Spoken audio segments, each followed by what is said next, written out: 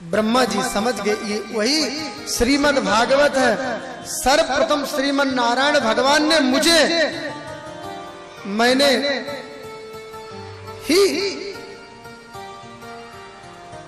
भगवान नारायण ने ब्रह्मा को और ब्रह्मा ने नारद को और नारद ने व्यास को। परंपरा व्यास सुखदेव, सुखदेव परीक्षित। बोलो जय श्री जय श्री कृष्ण। समझ गए, क्योंकि वहां पर कहा वास्तविक भागवत उसी के हृदय में उतरती है जो हृदय से बिल्कुल सरल, जिसके हृदय में जरा भी है कि मैं ज्ञानी हूं, मैं कुछ जानता हूं, उसके हृदय कभी पिघलता नहीं है। बोलो जय श्री कृष्ण। जय श्री कृष्ण। भगवान की कथा उसी को द्रवित करती है जो अकिंचन, जो भगवत प्रेमी है, जो साधक है, जो निराभिमानी है, जिनकी अभिमान की ग्रंथि घुल चुकी है। वही महाराज ये बताओ, ये भागवत की साप्ताहिक परंपरा कैसे चली? तब कहा एक दाही विशालायाम चत्वारे ऋषियो मना सत्संगार्थम समायाता दद्रसुस्तत्र नारदा। ये माताओं को थोड़ा बोलना पड़ेगा, ये आप लोग आगे बात मत करो। आप लोग आगे बैठ के बात करते हैं, डिस्टर्ब होता है। आप समझदार हैं और बोलो जय श्री कृष्ण। जय श्री। आप बोलेंगे नहीं, कोई शांत बैठेंगे। प्रश्न किया कि भागवत की साप्ताहिक परंपरा कैसे चली? तब कहा एक दाही विशाला चत्वारे ऋषियों मना सत्संगार्थम समायाता दद्रसुस्तत्र नारदा। विशालापुरी नाम बद्री नारायण धाम। बद्री नारायण धाम में ये चार भाई घूम रहे थे। कौन? ये ब्रह्मा जी के चार बेटा हैं, सनत, सनंदन, सनातन, सनत कुमार।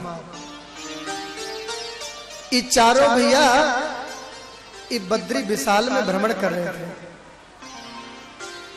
इच्छा ये थी कि सत्संगार्थम कहीं सत्संग होना चाहिए, हरि की कथा हो, ये हृदय में लेकर के विचरण कर रहे थे। सामने देखा तो नारद जी आते नजर आए। ये नारद जी है ना, ये सब जगह घूमते ही रहते हैं। नारद यानी जिसकी बात कभी रद्द नहीं होती, वो नारद।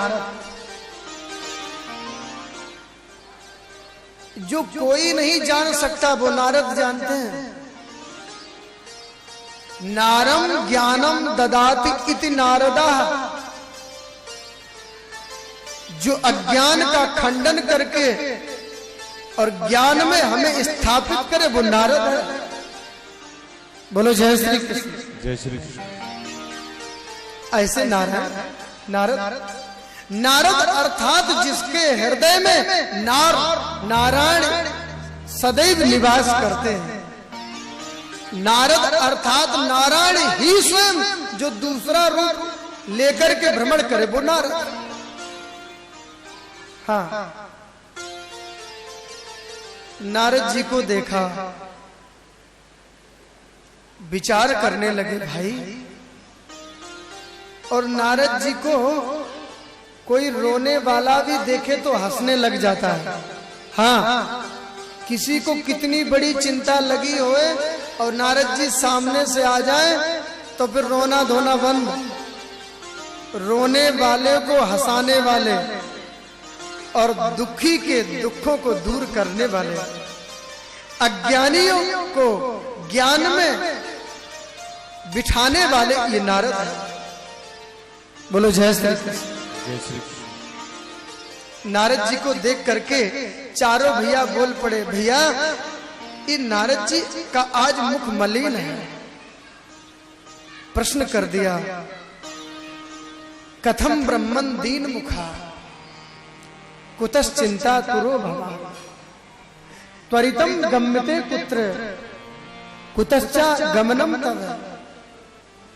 नारद जी आज आपका मुख मलिन उदास क्यों है? आपको देख करके मुझे ऐसा लग रहा है, और देखो आप जल्दी जल्दी आ रहे हो और जल्दी जल्दी कहां, कुतश्चा गमनम तव, कहां से आ रहे हो, कहां जा रहे हो? और आपका मुख मलिन भी है, और आपका मुख ऐसा मलिन है जैसे कि इदानीम शून्य चित्तोसी गतवित्तो यथा जना। आपका मुख इतना उदास है जैसे कोई कृपण कंजूस व्यक्ति का धन हरण हो गया हो। ये देखो नारद जी से कौन कह रहे हैं? ये सनकादिक कह रहे हैं, ब्रह्मा जी के 4 बेटा। हाँ, जैसे कोई कंजूस व्यक्ति रात दिन पैसा पैसा पैसा पैसा, हाय पैसा, जिसका चित्त पैसा पैसा ही चीखता है, जो नोटों की बिस्तर बना करके मौज मजा में व्यस्त हो जाए, और वो भी साथ में कंजूस हो, एक एक सिक्का करके, जिसने सारे जीवन भर, जिसने केवल एक ही मंत्र सीखा है। कौन सा मंत्र? इकट्ठा करना। हाँ, केवल इकट्ठा करने का ही उसे मंत्र मालूम है, दूसरा मंत्र उसने सीखा ही नहीं। ऐसे कंजूस का धन लुट जाए तो फिर उससे पूछो उसका चेहरा कैसा होगा। बोलो जय श्री कृष्ण। जय श्री कृष्ण। वही सनकादिक कहते हैं, नारद तुम्हारा मुख ऐसे मलिन है जैसे गतवित्तो यथा जना, जैसे किसी कृपण कंजूस व्यक्ति का, जिसने एक एक पैसा करके धन इकट्ठा किया हो और अचानक लुट जाए, कितना दुखी होता है। आज आपका मुख ऐसा ही मुझे मलिन लगता, दीनहीन मलिन। नारद कहते हैं, बड़े भाई मेरा मुख कभी हीन और दीन मलिन नहीं हो सकता। क्यों? क्योंकि मेरे मुख से निरंतर भगवान का नाम निकलता है। मानो नारद जी कहते हैं, संसार में उसी का मुख मलिन है, दीन है, जिसके मुख से कभी भी भगवान नाम और भगवान की कथा कभी नहीं निकलती। वही दीनहीन मलिन है, और मेरी जिह्वा तो निरंतर भगवान नाम लेती है। तो फिर महाराज जी ये बताओ, फिर क्योंकि मैं जानता हूं आप जैसे विरक्त, जिन्होंने कोई कुटिया बनाई नहीं और शादी विवाह किया नहीं और कोई धन इकट्ठा किया नहीं, तो फिर आप दुखी क्यों हो? संत उस धन को अपना धन मानते ही नहीं जिसको कोई चुरा करके ले जाए, और वो जिस धन को धन मानते हैं उसे कोई चुरा नहीं सकता। और संतों का जो धन है वो एक ही धन है। वो कौन सा?